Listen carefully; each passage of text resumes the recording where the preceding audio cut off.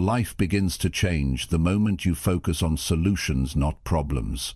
Most people don't even realize it, but they spend their days stuck in what's wrong. They overthink, they complain, they wait for something to fix itself. And the more they focus on the problem, the bigger it feels. That's why progress feels so far away, because the focus is in the wrong place. If you keep feeding the problem with your attention, you'll stay exactly where you are. In this video, you'll learn how to focus on solutions, not problems.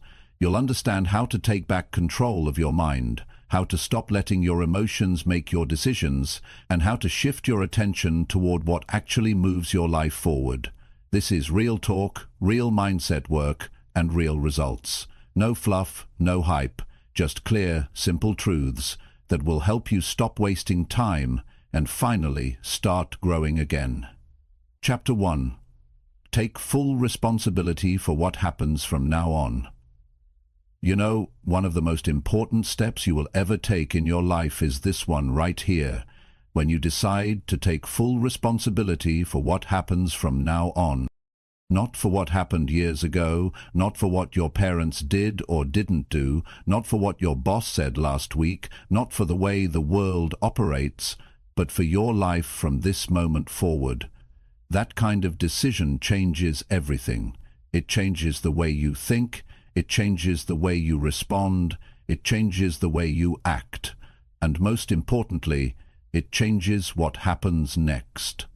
The moment you take full responsibility, you stop waiting for something outside of you to fix your life. You stop pointing fingers, you stop hoping that maybe someday your circumstances will magically get better, you stop giving your power away to other people or to the past. See, when people stay stuck in problems, it's because they're caught in a loop of blaming. Blaming is easy. Anyone can do it. You can blame your family, your past, your friends, your environment, your education, your job, the system, but none of that changes anything. Blaming doesn't build anything. It only drains your energy. It keeps your focus locked onto everything that's wrong instead of everything that could be right. And here's the truth. If you blame something, you hand over your control. You give away your ability to change. But when you take full responsibility, even when things weren't your fault, you take your power back.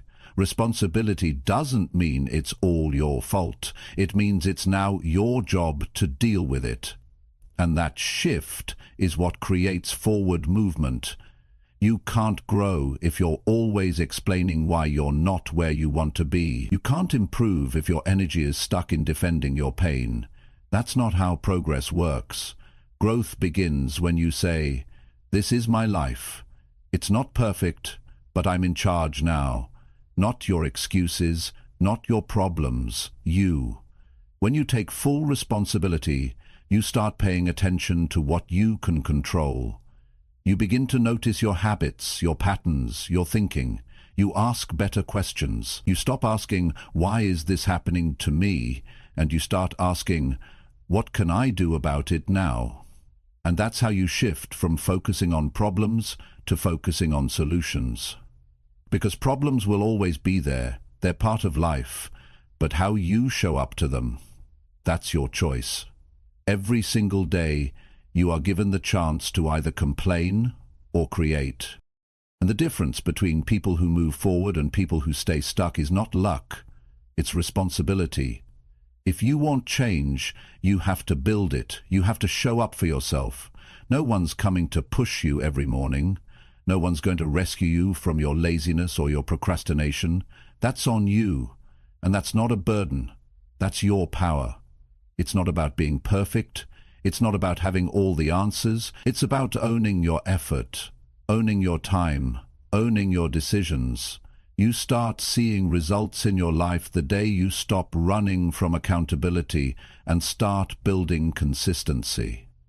Every little action you take matters. Every time you choose to take one small step instead of getting stuck in fear, you make progress.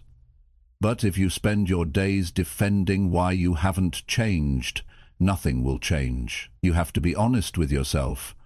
What are you avoiding? What are you pretending not to know? What patterns keep showing up because you won't deal with them? See, responsibility is about confronting those truths. And it's not always easy, it's not always comfortable, but it's real. And real is what creates results. Most people spend more time describing their problems than fixing them. They repeat the same stories for years. They relive the same pain over and over. But talking about what's wrong doesn't solve what's wrong.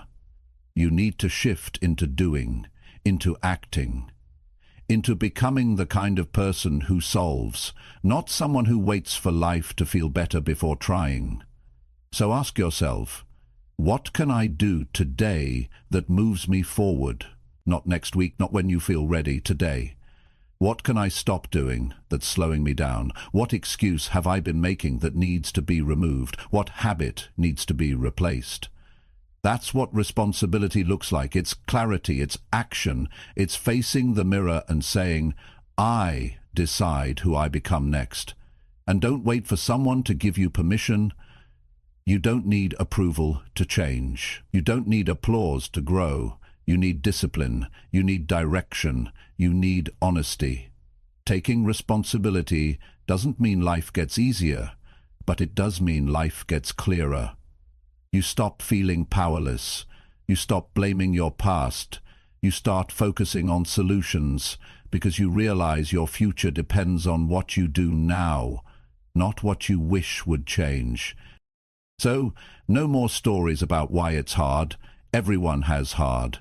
Some people use it as fuel. Some use it as an excuse. The only difference is choice. And the best part, you can choose again, right now. You can choose to rise. You can choose to let go of what doesn't serve you. You can choose to show up even when it's tough.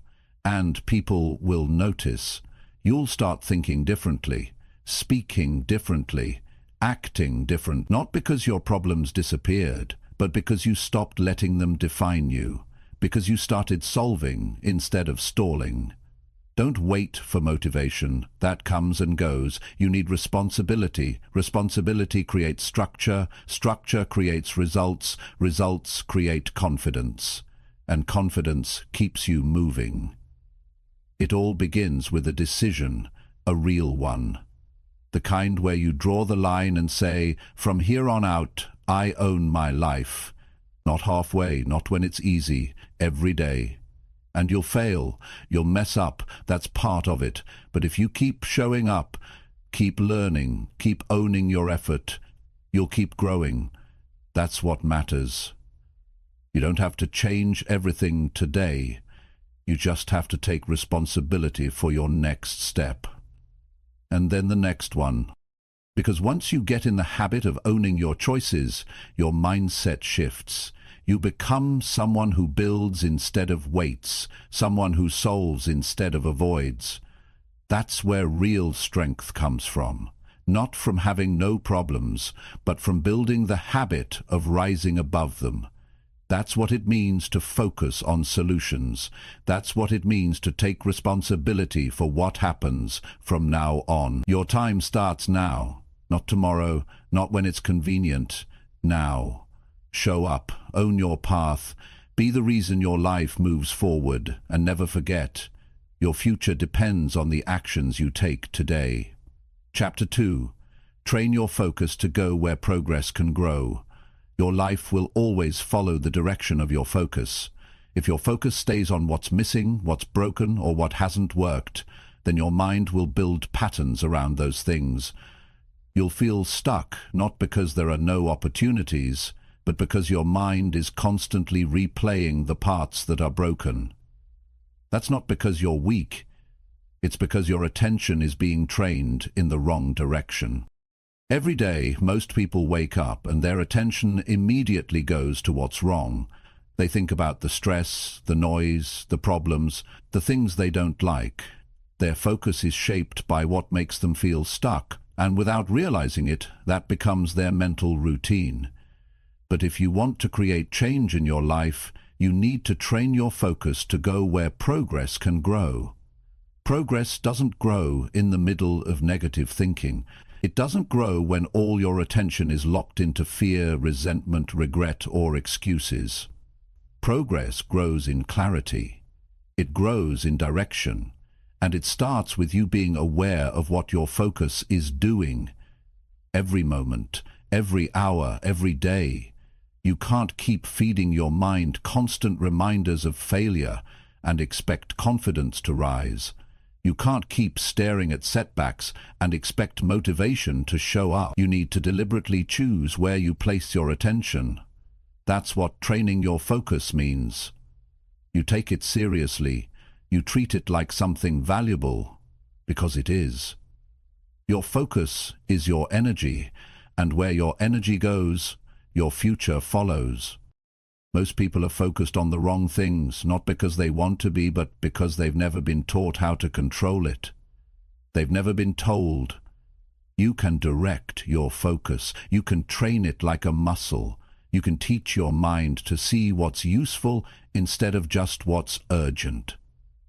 But it starts with becoming aware. Start noticing what steals your focus. Is it the constant noise of comparing yourself to others? Is it fear of what could go wrong? Is it a habit of jumping from one thought to another without ever being grounded in the present? If you don't catch it, your attention becomes scattered, and scattered focus leads to scattered results. Training your focus means slowing down enough to ask yourself, what am I actually giving my energy to right now? If the answer doesn't serve your growth, you need to shift it. This doesn't mean you ignore problems. It means you don't feed them more than they deserve. You see them, you address them, but you don't live inside them. Progress is built when you focus on actions, not distractions. When you wake up and choose to think about what you can build today. When you go through your day catching the moments your mind drifts into negativity and gently pulling it back to what matters. It's not about being positive all the time. It's about being aware and deliberate with your attention. You might feel overwhelmed some days. That's normal. But even in the middle of that, you still get to decide what gets your full focus. You still have the power to say, I'm going to give my energy to something that helps me grow, not something that makes me feel smaller. When you keep doing that, something changes. Slowly your brain starts to recognize progress as the normal way of thinking. You stop seeing everything as a problem. You start asking different questions. You ask, what can I learn from this? What's the next step I can take today? What would make this day just a little better than yesterday? And those questions pull your attention toward action, toward clarity, toward the kind of mindset that doesn't break down when life gets difficult.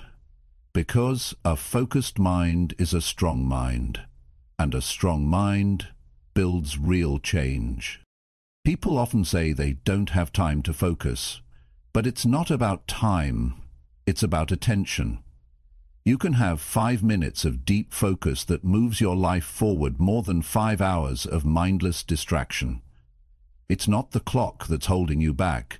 It's how much of your day you give away to things that don't grow you. Your phone is a tool. Your environment is a tool.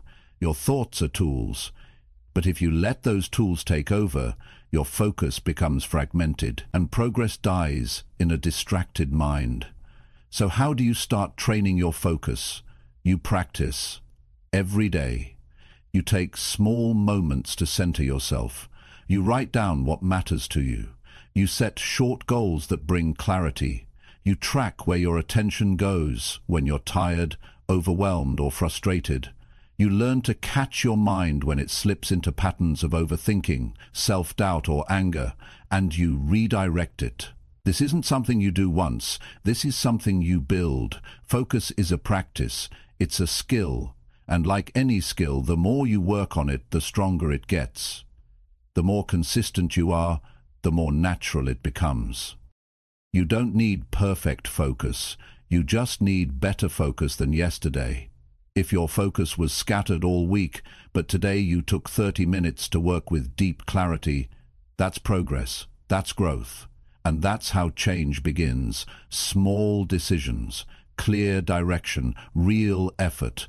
Your attention is one of your greatest powers, but you have to use it like it matters. Stop giving it to everything that asks for it. Not every notification, not every opinion, not every memory deserves your focus. You get to choose, and when you start choosing more wisely, you start seeing new results. You start noticing that you don't feel as stuck. You feel more in control. You have more energy for the things that matter. You spend less time explaining why you feel behind, and more time building momentum. Progress is always possible, but it's only visible to those who are looking in the right direction. Don't expect to feel motivated if you're constantly watching things that drain you. Don't expect to feel disciplined if your focus is scattered across distractions. Your life needs structure. Your mind needs guidance, and that starts with training your focus. When you learn to do that, you stop waiting for the perfect moment. You stop searching for shortcuts. You start doing the work with a clear mind. You start building a life that moves forward, even when the circumstances don't feel perfect. A focused life is not a busy life, it's a meaningful one. It's filled with moments that matter because your mind is there.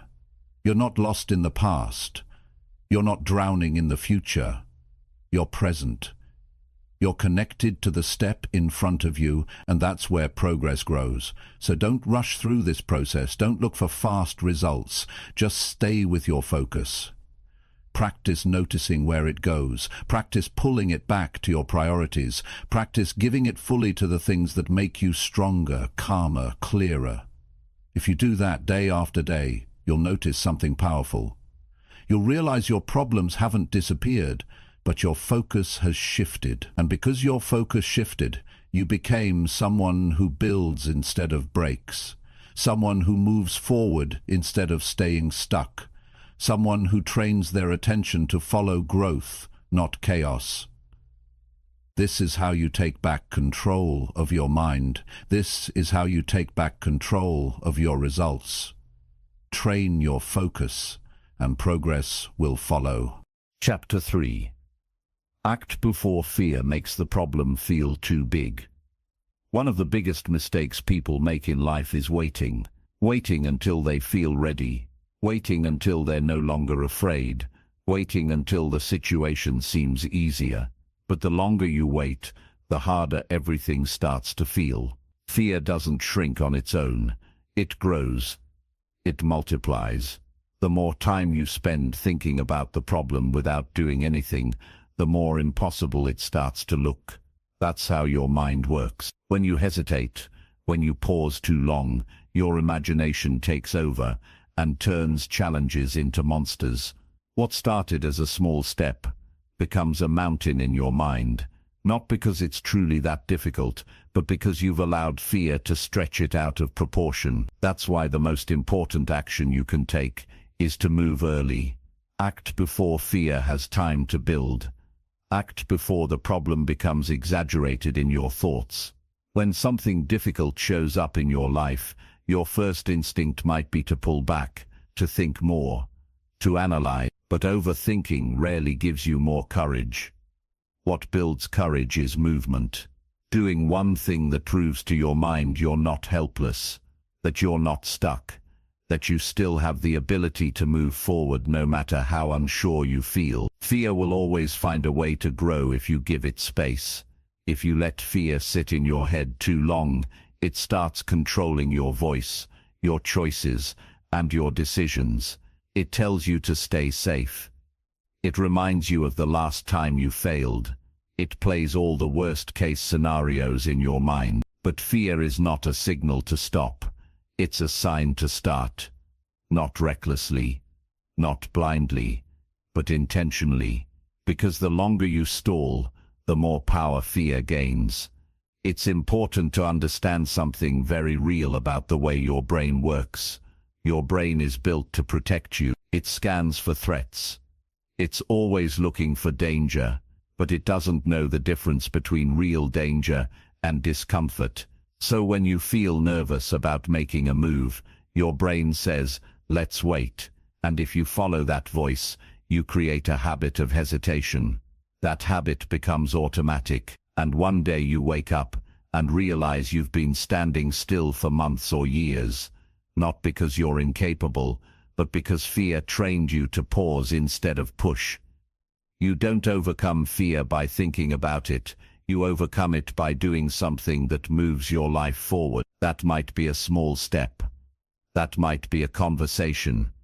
That might be applying for something, showing up somewhere, speaking up, committing to a plan. But the key is movement, because once you move, your brain starts getting a new message.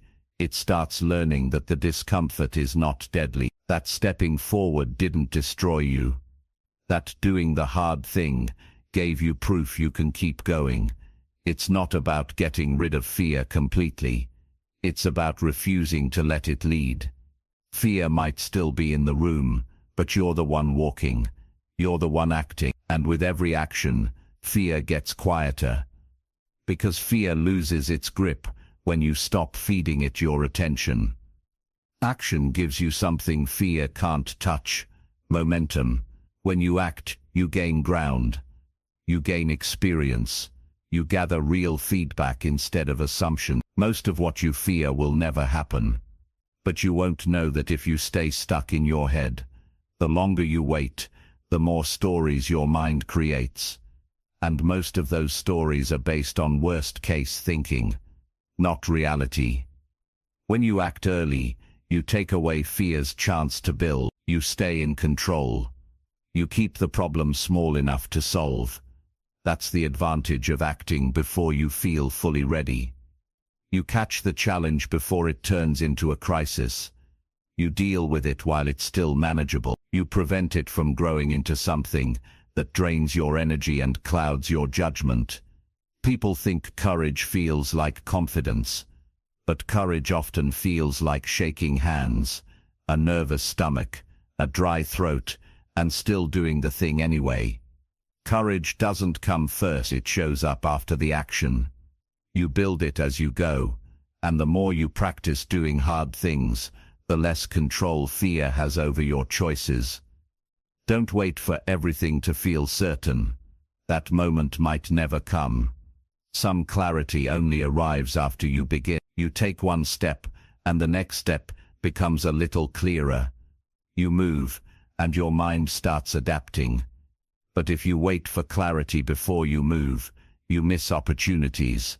You stay behind. You let fear guide your pace, and fear has no interest in your growth. It only wants your safety, and safety, while comfortable, never builds a meaningful life. Growth comes from doing. You grow when you stretch yourself. When you make a move, not because it's easy, but because it's necessary. Even small steps matter. They build mental strength. They show you what you're capable of. They create progress. And progress gives you energy. When you see movement, you feel motivated. When you feel stuck, you lose belief in yourself. That's why action is always the answer when fear starts speaking louder. You don't need to know everything to begin. You need to know what matters right now. You need to trust that progress doesn't come from perfect conditions. It comes from deciding, this matters to me, and I'm willing to act before fear takes over. That mindset creates a life of results, a life of growth, a life that keeps moving even in the face of uncertainty. Think about how many things you've avoided because fear made them seem too big. Think about the chances you didn't take, the conversations you avoided, the goals you postponed, not because they were impossible, but because your mind kept enlarging the problem. And now imagine if you had acted earlier. If you had taken that first step before fear built a wall around it, your life would be in a different place. It's not too late to change that. The next time something feels intimidating, ask yourself, What can I do right now that moves me forward, even a little? That one step might be all it takes to shift your momentum. And momentum is powerful. It breaks hesitation. It builds belief. It reminds you that fear doesn't get to decide your direction. Train yourself to catch fear early. Learn to recognize when it starts whispering reasons to wait. Be honest about the times you've listened to it, and then make a new decision. Choose action, not because you feel ready, but because you refuse to let fear shrink your potential. Remember this: fear feeds on delay. The more you wait, the bigger it grows. But the moment you act, fear loses its grip, and every time you repeat that process, you take back control. You build a mindset that doesn't freeze under pressure. You become someone who solves instead of stalls. Your future is shaped by how you respond to fear. You can let it keep you small, or you can use it as a signal to move. Not recklessly, not without thought, but with purpose, with strength, with commitment. Don't let your life be a story of hesitation. Make it a story of action. A story of moments where you felt the fear and moved anyway, where you made the call, sent the message, stood up, showed up, took the first step, because you knew that waiting would only make the problem feel bigger than it really was. And when you look back, those moments of action will be the ones that changed you, the ones that taught you that fear is loud but not wise, that your future doesn't belong to your hesitation. It belongs to your decision to act before fear takes over. Chapter 4. Take full ownership of how you react to setbacks. Every single person faces setbacks. No one is immune. Life doesn't ask for your permission before it throws you off course. Sometimes things fall apart without warning. Plans don't work out. People disappoint you. You fail at something you believed you were ready for. But what defines your growth is never the setback itself. It's how you react to it. You don't control everything that happens to you, but you do control what you do next. That's where all your power lives. That's where real progress begins, when you take full ownership of how you respond. The truth is, your first reaction to a setback reveals the quality of your mindset. If you always respond with frustration, blame, or self-pity, you're building habits that keep you in that same place. But if you train yourself to pause, stay aware, and choose a response that moves you forward, you start building a different kind of life, one that gets stronger under pressure instead of weaker. Most people don't realize that reacting is a habit. If your usual reaction is to complain, your mind will go there by default. If your first move is to blame someone or something else, your focus stays locked on what went wrong instead of what could go right. But when you take ownership of your reactions, you stop running in circles. You give yourself the chance to learn, to grow, and to make smarter decisions going forward. You can't avoid every obstacle, but you can decide how much power it gets over your thinking. That's what ownership is. It's not pretending everything's fine. It's not forcing yourself to be positive. It's standing up and saying, "This happened, and I will decide how I respond to it." That kind of thinking puts you back in control. It makes the setback smaller and your mindset stronger. Your reaction shapes your future more than the event itself. The same setback can destroy one person and develop another. The difference is in how each person chooses to handle it. Some people get bitter, some people get better. One is a decision to stay stuck. The other is a decision to grow. When something doesn't go the way you expected, take a moment. Don't rush to speak. Don't rush to post about it. Don't rush to escape it. Sit with it. Ask yourself real questions. What just happened? What am I feeling right now? What does this reaction say about how I've been handling pressure? Then go deeper. What would a stronger version of me do right now? What action would help? Not just feel good, but actually help. You grow when you stop reacting and start responding. A reaction is automatic. A response is intentional. A reaction is emotional. A response is grounded. When you build the ability to respond with clarity, you gain power that most people never even try to develop. Sometimes setbacks feel personal. They sting. They hurt your pride. But the pain is part of the message. If you pay attention, setbacks will show you where you need to improve. They'll highlight weaknesses in your thinking, your habits, your expectations. And when you take ownership of your role, even a small part of it, you open the door to real improvement. Avoiding responsibility for your reactions might feel easier in the moment, but it guarantees long-term pain. You end up repeating the same mistakes. You go through the same emotional patterns. You blame the same types of people. Nothing changes because you're not changing. Ownership is the opposite of avoidance. It's maturity. It's the decision to lead yourself, even when things feel unfair or unexpected. You don't need to have all the answers. You don't need to pretend you're unaffected, but you do need to care about how you show up when life tests you. Because those moments, those emotional turning points, shape your direction more than you realize. When you respond with clarity, with maturity, with purpose, you build something no one can take from you. Self-respect. Taking full ownership of how you react doesn't mean you suppress your emotions. It means you manage them. It means you don't let them decide your next move. You feel them, you process them, and then you choose what to do. You don't lash out. You don't quit. You don't sit in anger or shame. You breathe. You reflect. You move forward with strength. You also need to stop waiting for perfect circumstances to practice this. You won't learn how to respond better if you only work on yourself when life is calm. You learn in the heat. You grow in the challenge. You develop mental strength when you apply it in real time. Not when everything feels easy, but when things feel hard. And don't confuse responsibility with guilt. Ownership is not about blaming yourself for everything. It's about recognizing your power to choose your attitude, your focus, and your next action. That power is yours, even when things feel completely out of control. Even when you feel tired, misunderstood, or underfoughted, you still get to choose how you handle it.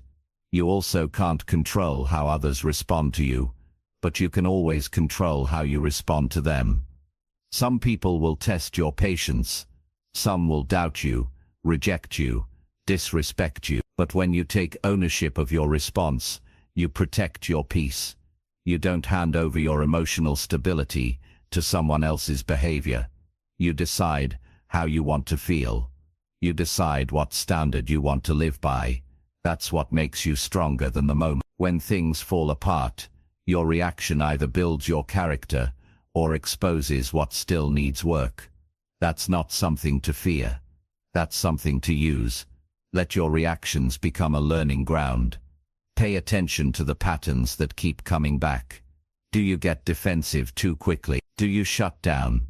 Do you try to avoid reality?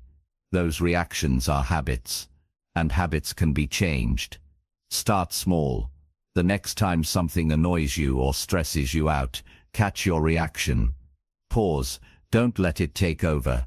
Ask yourself, is this how I want to respond? Is this who I want to be right now? That small pause is the beginning of a new habit, a better habit, a habit of conscious reaction. And that habit, repeated over time, creates maturity, strength, and clarity. If you really want to grow, study your reactions more than you study your plan. Your reaction shows you where your real work is. It shows you what still controls you. It shows you whether you lead your life or let your emotions lead you. This is not easy work, but it's powerful, and it's worth it, because the day you take full ownership of how you react is the day you stop being controlled by outside forces.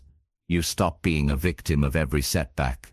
You stop depending on external things to keep you calm or strong. You become your own foundation. When you build that foundation, setbacks stop being permanent. They become temporary.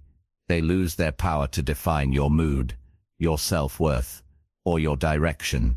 You might still feel pain, but the pain won't control you. You might still feel pressure, but it won't break you. You'll handle things differently, not because life got easier, but because you got stronger. This kind of strength is quiet, it's internal. It's the kind of strength that makes you trustworthy to yourself, to others. It's the kind that makes people respect you. But most importantly, it's the kind that helps you respect yourself. So the next time you hit a wall, don't just look at what went wrong. Look at how you reacted. Be honest. Did you run from it? Did you blame someone? Did you give up too soon? Or did you breathe, think, adjust, and take one more step forward? That's your work. That's your power. That's your life. Take full ownership of how you react to setbacks, and you'll build a life that can handle anything. Not because everything goes right, but because you show up right. That's what real success looks like. Leading yourself well when things go wrong. That's what turns pain into power, failure into fuel, and struggle into strength. It starts with you. It starts now. Chapter 5. Catch the moment your thinking starts going in circles. One of the quietest ways people stay stuck is by thinking in circles. It starts out small, a single thought, a worry, a doubt, a what if, and then, instead of finding a solution or taking a step forward, the mind keeps looping. It replays the same thought, the same scenario, the same question over and over. You go through your day, but that one worry keeps coming back. You try to focus, but your mind keeps spinning. You're not solving anything. You're just exhausting yourself with the same thoughts dressed in different words, and you don't even notice it happening. That's the danger of circular thinking. It feels like thinking, but it's really just spinning. It gives the illusion of effort, but it's not progress. It drains energy, builds stress, and blocks clear decisions. If you want to grow, if you want to solve your problems and move forward, you have to learn to catch the moment your thinking starts going in circles. That moment matters, because the longer the loop continues, the harder it becomes to break it.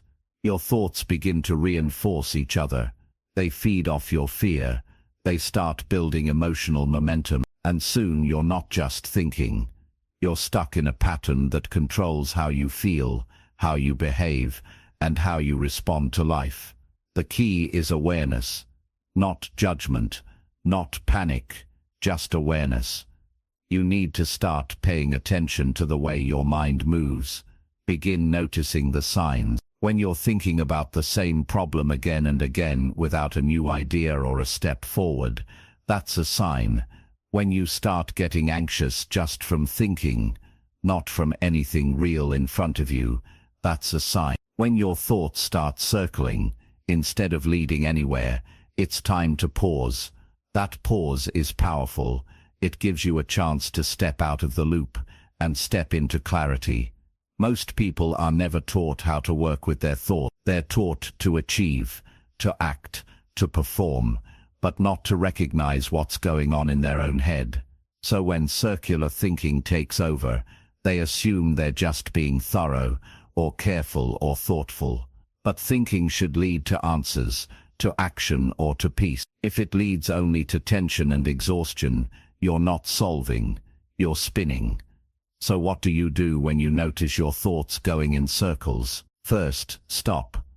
Not stop thinking altogether, but stop following the loop. Interrupt it. Say to yourself, I've thought this already. What's new here? If there's nothing new, nothing helpful, nothing that moves you forward, then it's time to shift your focus. One of the strongest habits you can build is the ability to direct your thoughts with intention. That means you decide which thoughts stay and which thoughts need to go. You don't accept every thought as truth just because it showed up. You filter, you question, you challenge what doesn't serve your growth. That's how you regain control over your thinking. You also need to understand why your mind loops in the first place. It's trying to protect you. Your brain thinks that if it keeps going over the problem, maybe it will find a perfect answer, or prevent pain, or prepare you for the worst. But what it's really doing is holding you in a state of emotional paralysis. Nothing changes. You just get more stressed. So remind yourself, thinking without action doesn't reduce fear, it increases it. Now this doesn't mean thinking is bad. Thinking is powerful. Reflection is valuable. But there's a difference between productive reflection and repetitive rumination. Reflection looks for lessons, makes plans, and creates change. Rumination just repeats the same discomfort again and again. That's the difference between clarity and confusion. One leads to movement, the other leads to mental fog. When you train yourself to catch circular thinking, you create space for something better. You open the door to new thoughts, new solutions, and a calmer state of mind. You stop feeding the cycle and start building a different pattern, one where your thoughts serve you, not control you. You can start by writing things down. When a thought keeps repeating, put it on paper. Ask yourself, what's the real issue here? What am I afraid of? What's one action I could take today to reduce this fear? Writing breaks the cycle. It gets the thought out of your head and into a place where you can look at it with more clarity. You can also shift your attention physically. Move your body, change your environment, go outside, exercise, breathe deeply. When the body changes, the mind follows. Sometimes you don't need more thinking, you need a pattern interrupt, something to shake your system out of the loop. Don't wait for peace to arrive on its own. Create it by becoming intentional with your focus. Redirect your energy toward the things that build you. Don't allow your mental space to be occupied by the same few thoughts on repeat. That kind of thinking doesn't just waste time, it wastes potential. Catch the loop early. The earlier you catch it, the easier it is to redirect. But even if you've been stuck in a loop for hours or days, you can still break it. You just have to notice it. Awareness is always the first step to change. Another helpful practice is asking better questions. Instead of asking, why do I always feel this way? Ask, what can I do about it right now? Instead of thinking, what if it all goes wrong? Try, what's the next small step I can take? Better questions lead to better focus.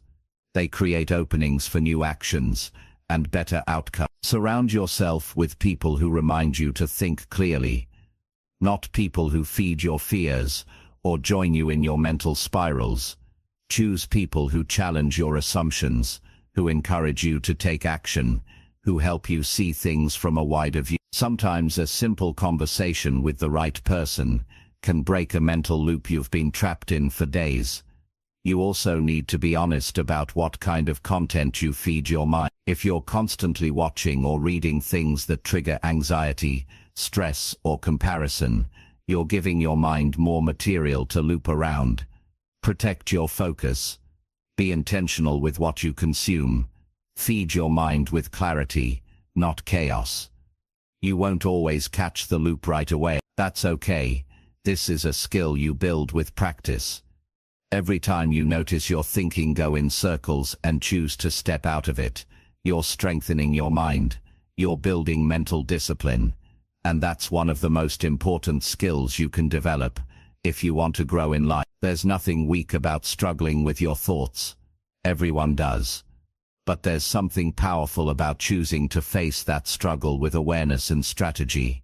You don't have to be perfect. You just have to care enough about your mental clarity to work on it. To pause, to shift, to catch the loop and choose better. When your mind is clear, your life starts to move. You make better choices. You feel less overwhelmed. You see solutions that were hidden behind the noise. That's what happens when you stop spinning and start directing your thought. Your life is shaped by the quality of your focus. And the quality of your focus depends on how quickly you catch your mind when it starts circling. Catch it early, train it daily, guide it firmly, and build a future that reflects clarity, not confusion. That's how real progress is made. One clear thought, one better reaction, one strong decision at a time. Chapter 6. Create space to think, instead of rushing into panic. Most people are trained to react, not to think. When something unexpected happens, when plans go off track, when someone says something hurtful, when you get bad news or face a sudden challenge, the natural instinct is to panic. You feel it in your chest. Your thoughts speed up, your breathing shortens, your decisions become fast, emotional, and often poor.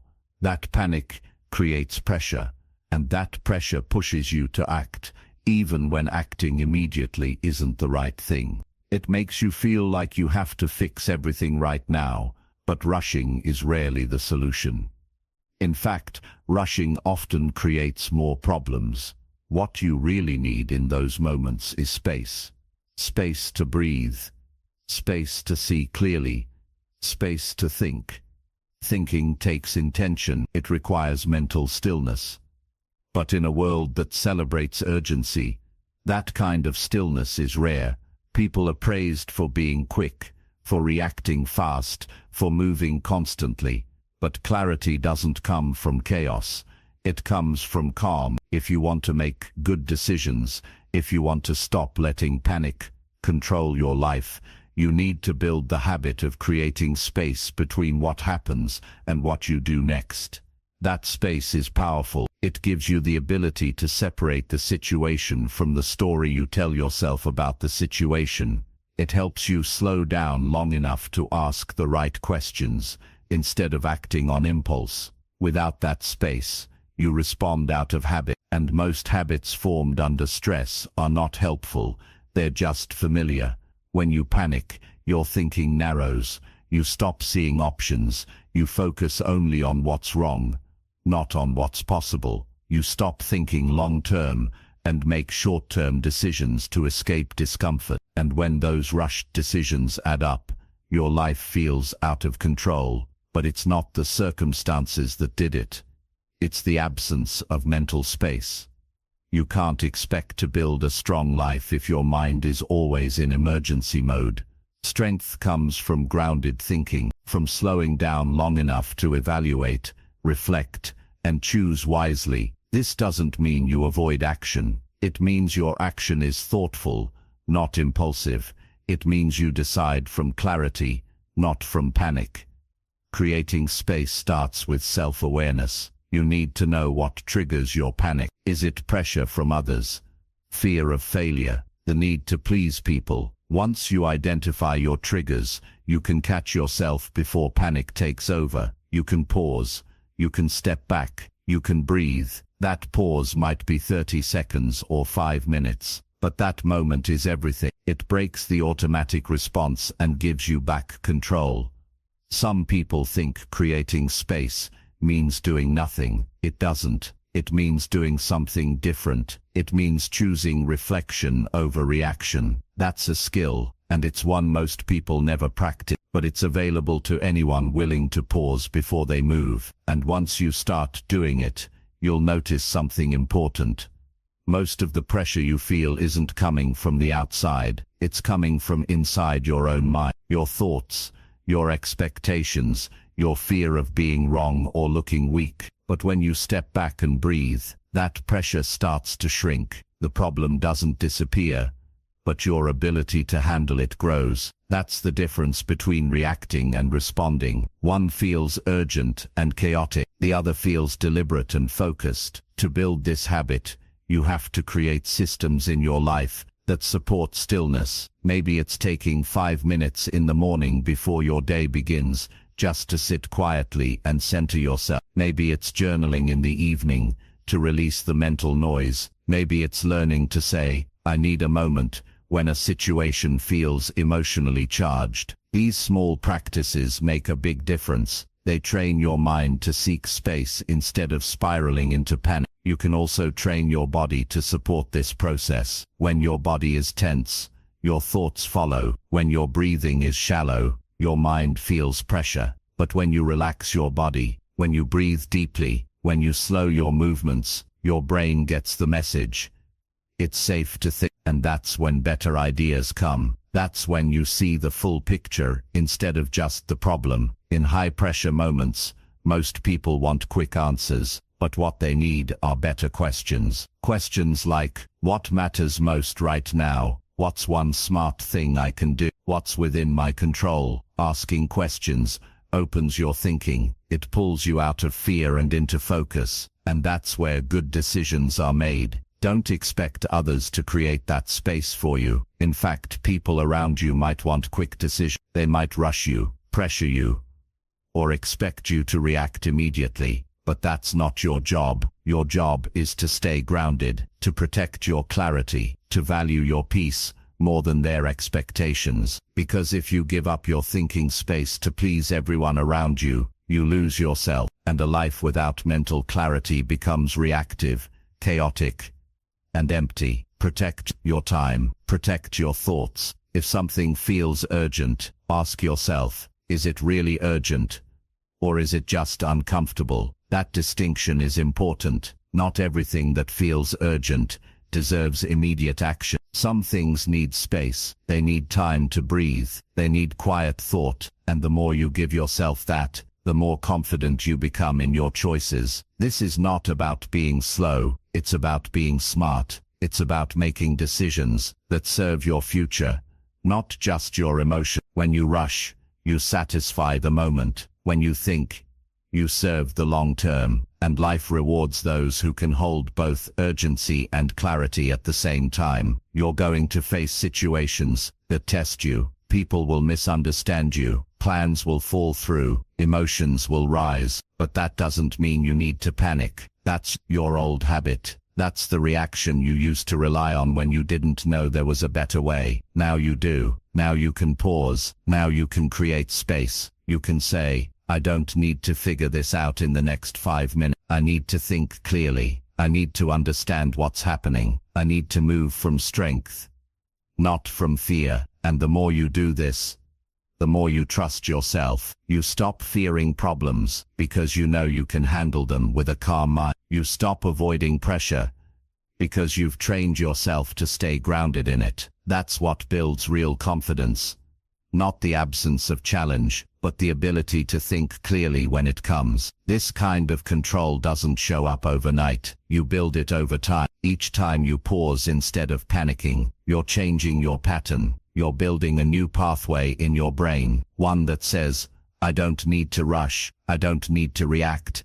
I can think. You'll start to notice that people around you react to life very differently. Some people always seem frantic, always stressed, always overwhelmed. Others seem composed, thoughtful, effective. The difference is not that one has fewer problems, it's that one has learned to protect their space. They've trained themselves to pause, and that's what you can do too. You deserve that kind of peace. You deserve to live with intention, not just reaction. You deserve to trust yourself, even in uncertain moments. But that starts with one decision, the decision to create space. Not tomorrow, not when things calm down. Now, in this moment, in the next challenge, in the next pressure-filled situation. You get to choose, you get to breathe, you get to think. And once you start living that way, you'll wonder why you ever gave panic so much power. You'll see how much better life works when you give your mind the time and space it needs to lead you forward. And you'll build a future, not out of reaction, but out of real thoughtful, steady action. That's how strong minds are built. That's how wise choices are made. And that's the kind of life you were meant to create. Chapter 7. Ask yourself what would actually help right now. Most people don't realize how often they get in their own way simply because they don't pause to ask the right question. They get caught up in frustration, doubt, stress, or confusion, and they keep pushing through it, repeating the same thoughts, the same complaints, the same behaviors, without stopping to reflect. But progress doesn't come from pressure alone. It comes from clarity. And one of the fastest ways to find clarity is to ask yourself a simple question in the middle of the mess. What would actually help right now? Not what feels good. Not what looks impressive. Not what others expect. What would actually help right now? That question cuts through the noise. It forces your mind to shift from overthinking into practical thinking. It moves your attention away from blame, regret, and wishful thinking and back to real action. It's not a complicated question, but it's one that very few people ask themselves in the moments when they need it the most. When your day is falling apart and nothing seems to be working, what would actually help right now? When you feel tired, angry, or discouraged, what would actually help right now? When you're overwhelmed with options and can't make a decision, what would actually help right now? Not next week, not next month, not when you have more time or energy right now. This question works because it forces you to step into the present. Most stress lives in the past or the future. You replay something that already happened, or you worry about something that might happen. But rarely do people sit with the current moment long enough to understand what they really need. That's why asking this question brings you back to the center. It grounds you. It stops the spiral. It gets you thinking clearly again. You can't move forward if you don't know what you're aiming for, and in moments of pressure, the mind wants to escape, not act. You look for distractions, reasons, or escape routes, but what helps is often simple. Take a break. Get honest with yourself. Set a small goal. Ask for help. Drink water. Go for a walk. Write it down. Silence your phone. These small decisions, when made with intention, can break the tension and give you a way forward. Not every situation needs a big solution. Most moments require a practical shift, but you won't find that shift unless you're asking the right question. Most people ask, "Why is this happening?" or "What's wrong with me?" or "How am I supposed to fix all of this?" And those questions might feel urgent, but they don't give you answers that help in the moment.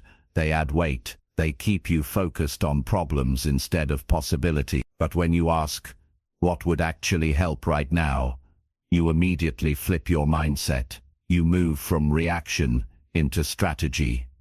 You're no longer waiting for something to change. You're deciding how to move, and that decision gives you back your control.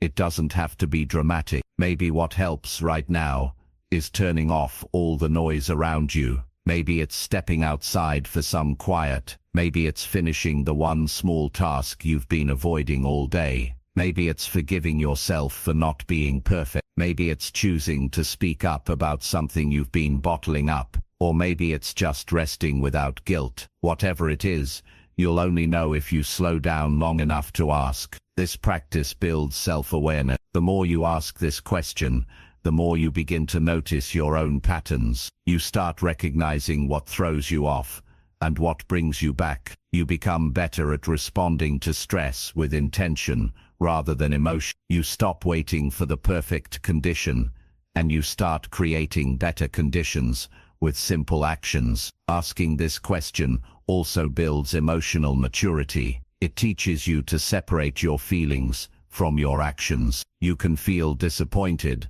and still take the next step. You can feel uncertain and still make a smart choice. You can feel frustrated and still do what's useful. You learn to lead yourself instead of being led by your emotions. That's real strength. That's real discipline.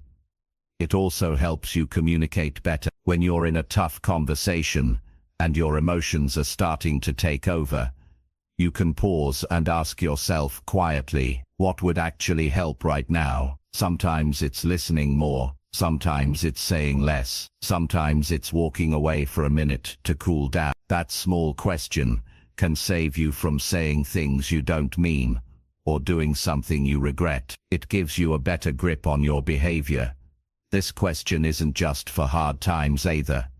It works when things are going well. If you're feeling focused and productive, ask yourself, what would actually help right now to keep this momentum going? You might realize you need to protect that time, cut distractions, or dive deeper into what's working. It keeps your progress intentional, not accidental. If you feel like you're spinning your wheels, this question gives you a reset. It shifts you away from wishful thinking and into reality. You start solving, not stalling. You stop hoping things will get better on their own, and you begin taking responsibility for how you respond to your current situation. Over time, this becomes a habit. Instead of feeling overwhelmed by problems, you become the kind of person who steps back, breathes, and looks for a real solution.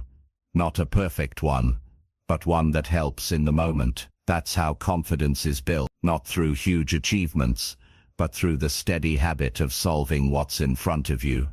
This mindset also trains you to stop catastrophizing everything. You learn that not every bad moment means everything is ruined. You stop making problems bigger than they are, because you've trained yourself to look for small practical steps forward. You start to believe in your ability to handle life, because you've proven it to yourself over and over in small ways. The more you practice this, the faster your recovery time becomes. You'll still face stress. You'll still have bad days, but you won't stay there as long. You'll catch yourself. You'll regroup. You'll shift your attention from the noise to the action, and that's where your progress lives.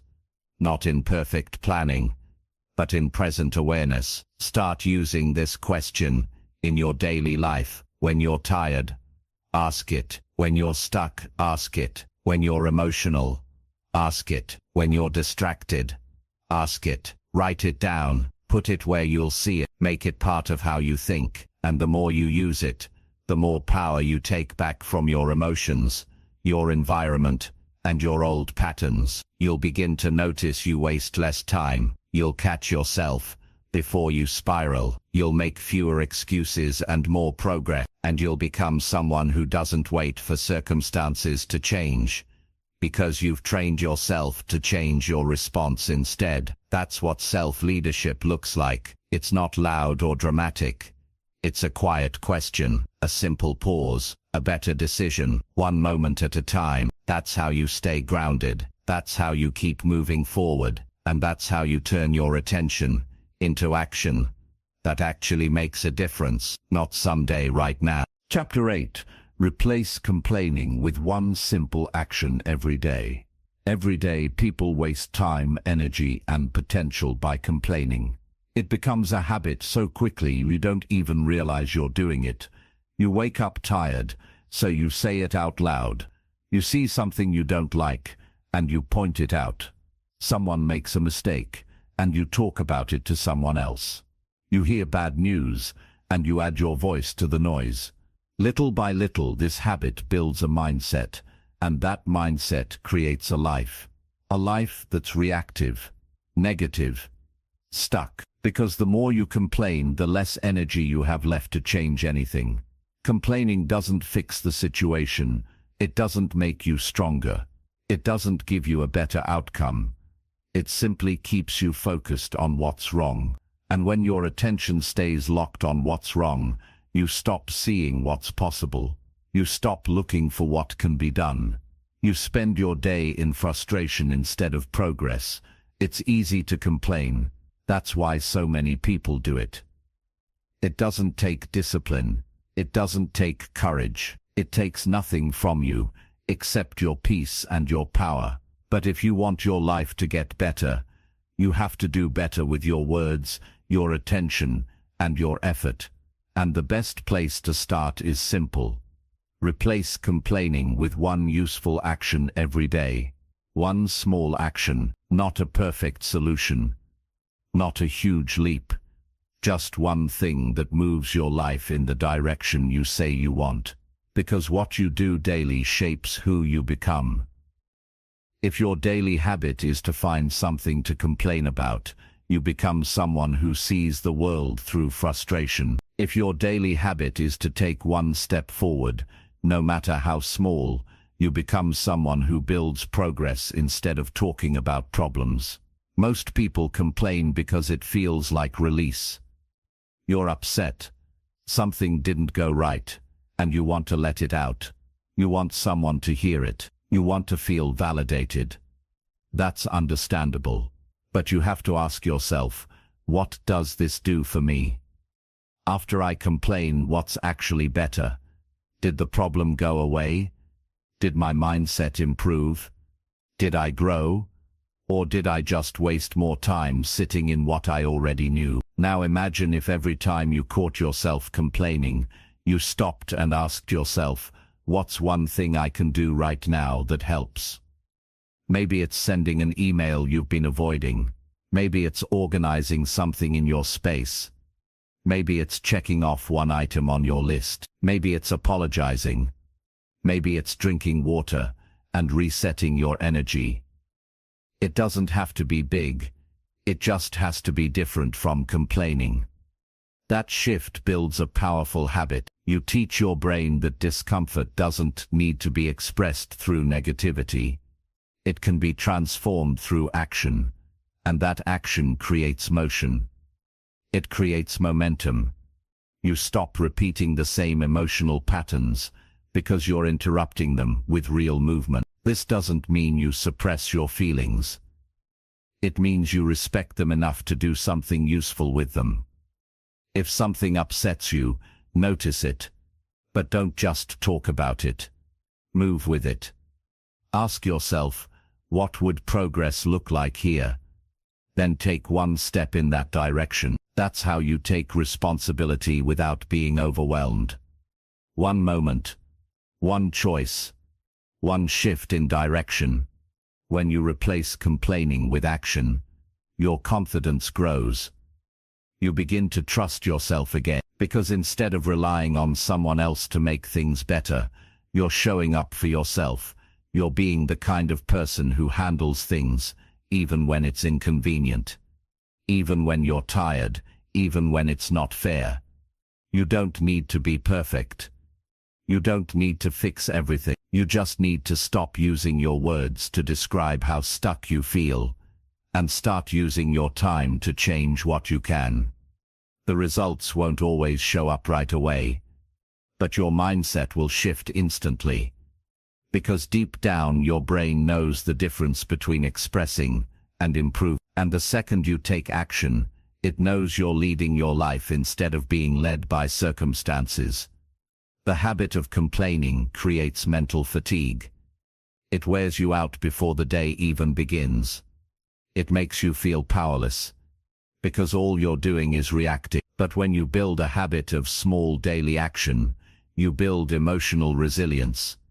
You learn that even on the worst days, you still have choices. You still have the ability to respond instead of repeat. Start small. Pick one moment in your day when you notice yourself complaining. That could be in traffic, at work, at home. Catch it. And right there, do something instead. If you're stuck in traffic and getting annoyed, use that time to learn something. Listen to an audiobook or reflect on your goals. If you're about to complain about a coworker, stop and ask yourself what needs to be said directly, or what part of the situation you can influence. If you're complaining about how tired you are, ask yourself if you've had water, food, or sleep, and fix one of those things before repeating how drained you feel.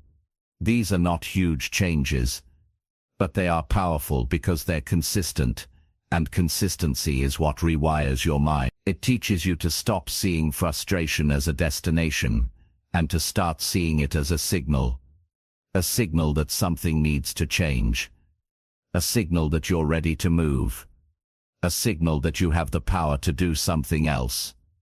Over time, people will notice the difference in you. You'll speak with more calm. You'll handle challenges with more patience. You won't be pulled into every complaint or negative conversation around you. And it won't be because your life suddenly became easier. It will be because you decided to lead yourself through the day instead of dragging your mind through the same complaints. You'll also find that you start respecting yourself more. Because deep down you know when you're being productive, and when you're just avoiding responsibility. And nothing brings long-term peace like knowing you're doing your part to improve, even in small ways. Don't wait for motivation. Don't wait for everything to feel perfect. That's just another excuse not to act. Start today. Start with one complaint. Replace it with one action. Then repeat. Build the muscle. Teach your brain that every challenge comes with a chance to improve, not a reason to spiral. It's not complicated, but it is a decision. You choose which habit you feed: complaining or creating. You choose whether you describe the problem or work toward the solution. One will drain you. The other will build you. And you don't have to do both. You get to decide how you show up to your life. So the next time you feel the urge to complain, pause. Just long enough to ask yourself, is this helping me move forward? And if it's not, trade it. Not for perfection. Not for some grand change. Just for one small action. That's how you grow. That's how you move. And that's how you start turning your energy into progress instead of problems. Every single day. One choice at a time. Chapter 9. Calm your emotions so your choices stay clear. When emotions run high, decisions become cloudy. That's something you've probably experienced more than once. Whether it was saying something you didn't mean, doing something you later regretted, or avoiding something you knew you needed to face. The common thread in all of those moments was simple: you weren't calm. Your mind wasn't clear. Your emotions took the wheel, and they drove you straight into a choice you would never have made if you had been grounded. That's the reality for most people. They let emotions lead instead of learning how to lead their emotions. Emotions aren't the problem. They're part of being human. They carry messages. They let you know when something matters. But when you don't manage your emotional state, you lose the ability to respond wisely. You react without thinking. You say yes when you should say no. You say nothing when you should speak up. You give in to pressure instead of staying aligned with what's right for you. The cost of unmanaged emotions is high. It shows up in broken relationships, lost time, missed opportunities, and ongoing frustration. The solution isn't to ignore emotions or pretend they don't exist. That doesn't work. Suppressing what you feel only builds pressure under the surface, and eventually that pressure finds a way out. What you need to do is learn how to calm yourself in the moment, how to slow things down just enough to see clearly, to think clearly, and to choose clearly. Calm is not a luxury, it's a skill, and just like any skill, it can be learned, practiced, and strengthened over time. When you train yourself to stay calm, you protect your judgment. You give yourself the chance to see things as they are, not as they feel in a single intense moment. Most emotional reactions are based on the first version of the story your mind creates, and that version is usually filtered through fear, past experiences, or assumptions. But if you pause, if you slow down your breathing and center yourself, that first version quiets down. You gain access to a second version, one that's more balanced, one that sees a wider picture. That's the version of you that makes strong choices. That's the version of you that speaks with purpose, not panic. That's the version of you that holds the long-term goal in mind, even when short-term emotions are pulling you in every direction. Think about the last time you made a decision under stress. How did that turn out? Were you proud of how you handled it? Or did you walk away thinking, I should have taken a moment? I didn't need to react like that. That feeling isn't guilt, it's awareness. It's your deeper self telling you that there's a better way to move through challenges. You don't become emotionally calm by accident. You build it with practice.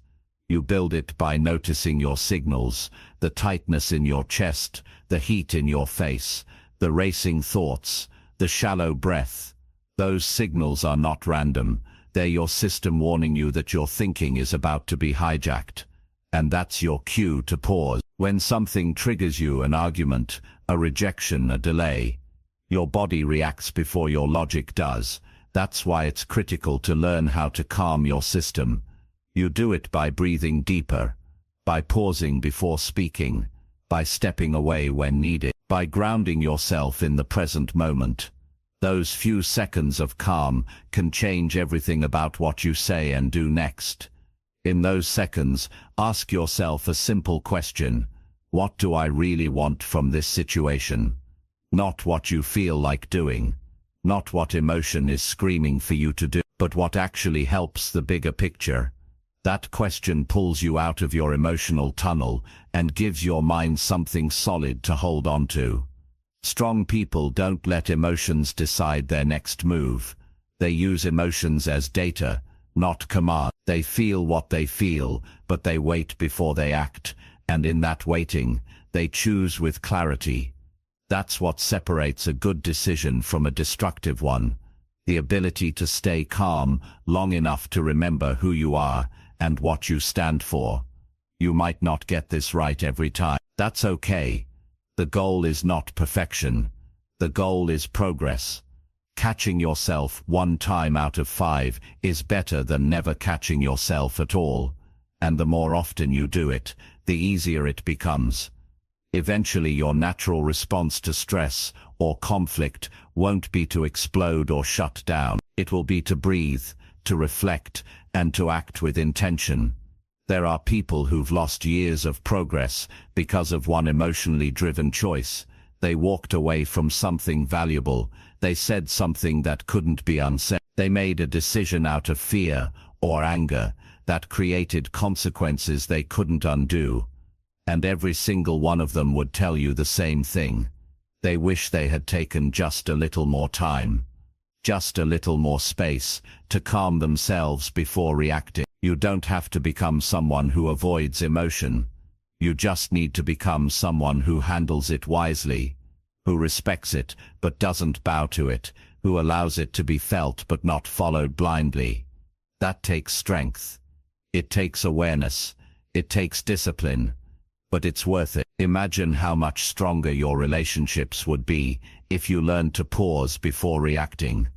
Imagine how much more consistent your progress would be if you didn't let frustration steer your decision. Imagine how much clearer your thinking would be if you trained yourself to stay steady when things around you feel uncertain. That's the power of calm. It's not loud, it's not flashy, but it's strong.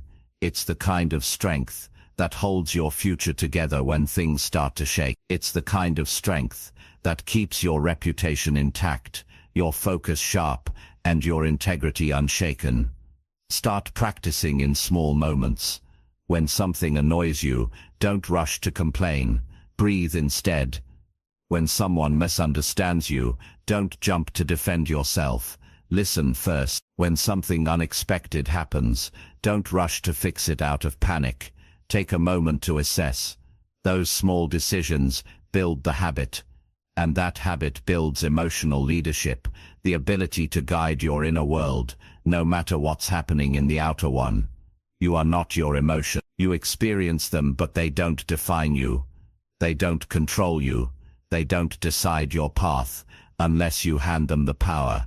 Keep that power. Own it. Use it. Build a life that's not ruled by reaction, but led by wisdom. You can't stop emotions from coming, but you can stop them from making decisions you'll regret. That's your job. That's your responsibility. And that's your freedom. The more you practice calm, the more peace you create. And from that peace, better decisions follow. Clear thinking follows. A stronger, more stable future follows. So the next time your emotions start rising, remember, you don't need to match their speed. You don't need to move with them. You need to pause, breathe, and choose. That's where your power lives. That's how you protect your clarity. That's how you create a life that's not just reactive, but wise, stable, and deeply aligned with who you truly want to be. Chapter 10. Keep going even when your results feel too slow. Progress doesn't always look exciting. It doesn't always come with applause, clear milestones, or big wins. Most of the time it's slow, quiet, ordinary, and that's what makes it so difficult to stay committed. When you're working hard and not seeing results as fast as you hoped, it's easy to start questioning everything. You start wondering if you're wasting your time, if you're doing something wrong, or if maybe it's just not meant for you. That kind of thinking creeps in when effort isn't followed by quick reward. But here's what you need to understand. Slow results are still results. The pace may not be what you expected, but if you stop now, you erase every step you've taken so far. Real growth isn't fast. It's consistent. It's built through repetition, small choices, daily effort. The kind of progress that lasts doesn't happen overnight. It happens quietly, behind the scenes, when no one is watching, and nothing seems to be changing. But something is changing. You just can't see it yet. That's the part that requires belief. Not blind hope, but strong belief grounded in discipline. Most people don't fail because they don't have talent or potential. They fail because they stop too soon. They walk away in the middle of the process because they expected results to match their effort right away. When it doesn't happen like that, they assume it's not working. But what they don't realize is that slow progress is part of how the process works. Your mind, your habits, your outcomes, they all need time to shift. It's not about instant gratification. It's about long-term transformation. Think about how long you spent building your current habits. Years, maybe decades. You can't expect to reverse them in a week. You're not just changing what you do, you're changing how you think, how you respond, how you carry yourself in the face of challenge. That takes time. And if you walk away every time it feels slow, you never give yourself the chance to reach the result you were aiming for in the first place. You have to learn to move without needing constant evidence that it's working. That's the kind of maturity most people never develop. They're driven by how they feel instead of what they've committed to. When they feel excited, they act. When that feeling fades, they stop. But discipline says, I'll keep going anyway, even when it's boring, even when it's hard, even when I don't feel motivated. Because the goal still matters. Because I'm not doing this for applause, I'm doing it for growth. That's the mindset that creates something meaningful. You don't have to go fast. You just have to go steady. Keep doing the right things. Keep showing up. Keep making the choices that move you forward, even if the progress is hard to see right now, because everything you're doing is building something. Every choice, every action, every small decision, it's stacking up. You're either stacking effort that supports your future, or you're stacking reasons to stay the same. The speed doesn't matter as much as the direction. When you feel discouraged, when the days feel long and the results feel invisible, remind yourself that this is the part most people give up in. And that's exactly why you should. Because if you stay consistent through the slow seasons, you become the kind of person who can handle success when it comes. You develop the patience, the strength and the mindset required to keep going once you actually get the result you've been working for. People often say, it's not working, when what they really mean is, it's not working fast enough.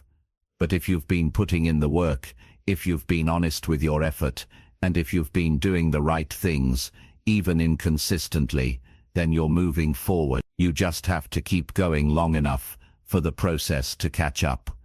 You can't rush real change.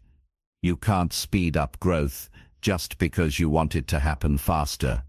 It takes what it takes, and it's your job to keep showing up during the wait. That wait is where you build character. That wait is where you learn the difference between interest and commitment.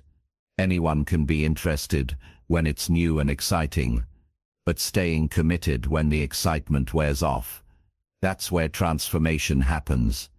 This is where most people look for shortcuts.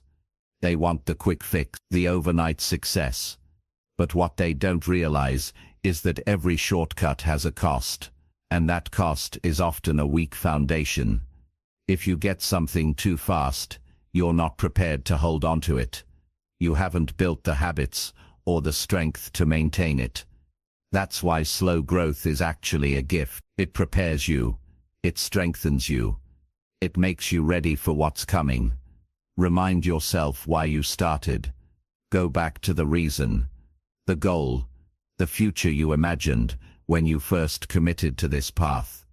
That vision still matters. It's still real.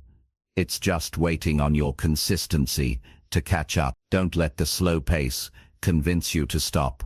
Keep building, keep working, keep choosing the action over the excuse. Every day, no matter how small, no matter how long it takes, you're not stuck because you're slow. You're only stuck if you stop. Slowness is not failure. It's a sign that you're doing the hard work, that you're walking through resistance, that you're building something real.